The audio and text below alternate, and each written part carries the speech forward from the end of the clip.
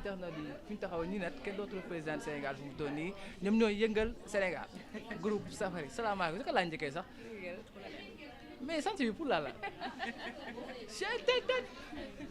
alors xaaral ma commencé dem leen waaw alors tey journée bi gis nañ ko 10 ans ça se fête place de l'espoir alors yéen kàddu nga siy njëkkee waaw je pense que li si ñëpp rek di wax lañ si wax lu dul di ko rafetlu parce que Sophia ku ñuy suivre la comme tous les Sénégalais je pense que ñëpp gis son amour qu'elle a pour les enfants en tout cas di si def yu rafet di si def jéego yu rafet donc ñun en tant qu'artiste on ne peut que soutenir un événement de cette taille parce que voilà je pense que tey nekk na un gros événement 10 ans ça se fait comme on dit et c'est un honneur c'est un plaisir pour nous en tout cas de l'accompagner ànd ak moom sur cette magnifique projet. ak suñu société ñu ngi jàppee jigéen des fois la naan góor mooy jiitu lu bëri waaye tey Sophia dañuy permettre ñu xam ne góor baax na jigéen baax na. alors mu jiite ñu bëri. nekk ak sa jikko.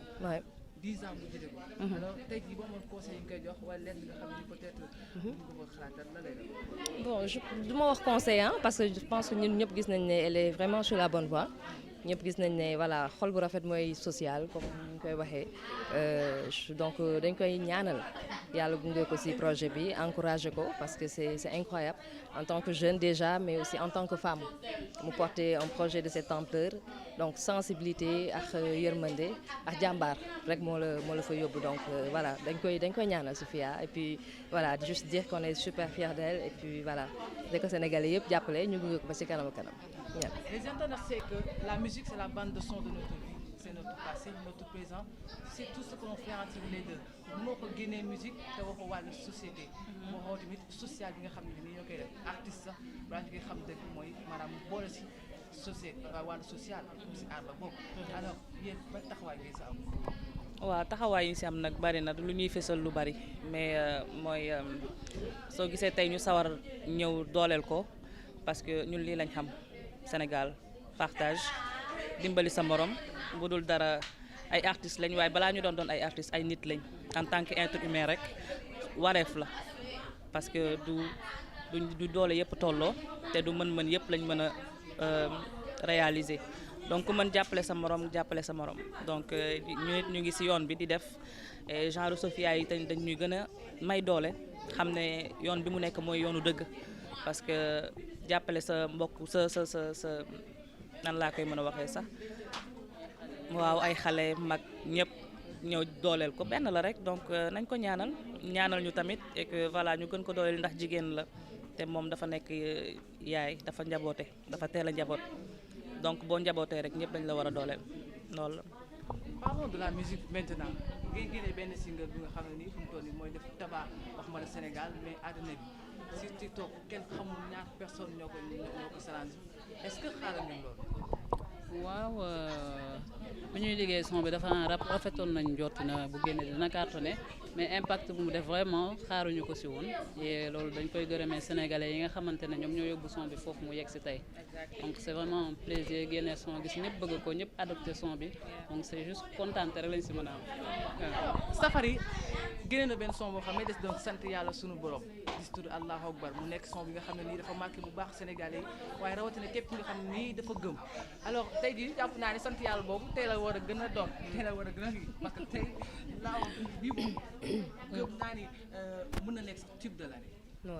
waaw sant yàlla encore sant yàlla parce que voilà mu neex mu naqari comme on dit ay jullit lañ lu ñu war la waaw donc yàlla mu ngi ñu may ay cër mais ñu wër bu ñu mën a defee sunu liggéey donc loolu rek déjà doy na sant yàlla ndax si musique bi voilà la ñu mën a profité wax ak ñi ngi seetaan véhiculer message yi ñu bëgg ñi ngi dégg ko donc loolu yëpp yàlla moo ko waral yàlla moo tax ñu toog fii donc mënuñu way leneen te way ñu sunu borom.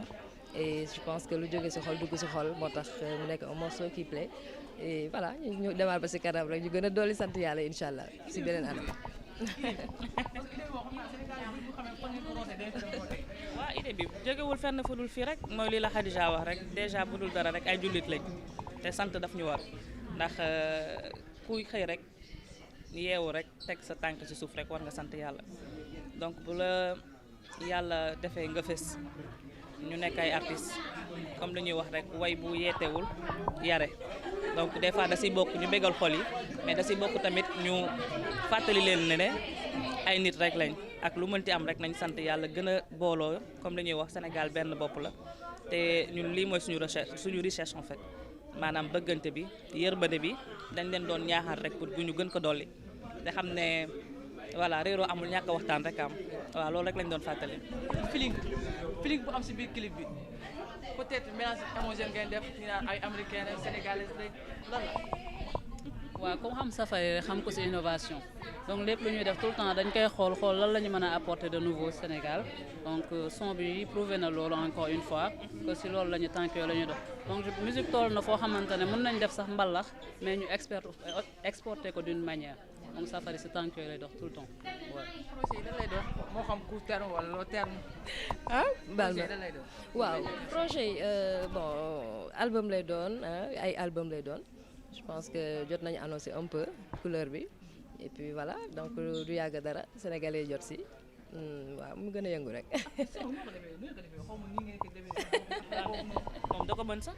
waaw jaruñu la koy woon mën nga ko.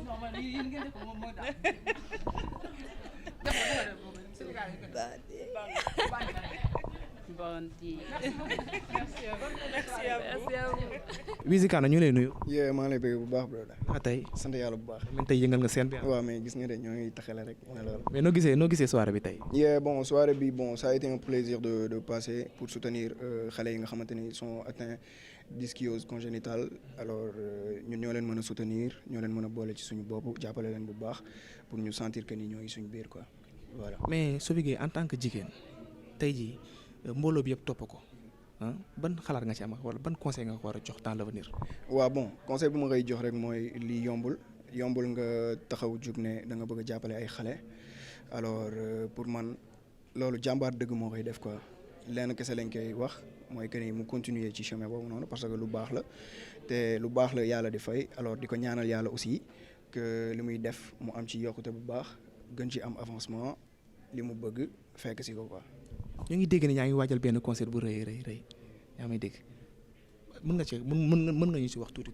waaw bon incha allah ñoo ngi waajaat beneen concert after suñu concert bu ñu tëggoon Mbour mais instant bii nii jàppaguñ date bu ñu jàppee date nii dinañ leen ko wax léegi du yàgg dara incha allah. yan projet nga am dans l'avenir. waaw bon ñoo ngi préparé ay affaires ay surprise yu bëri di leen wax ngeen xaar rek incha allah. ok merci Wizi. yes sir de rien.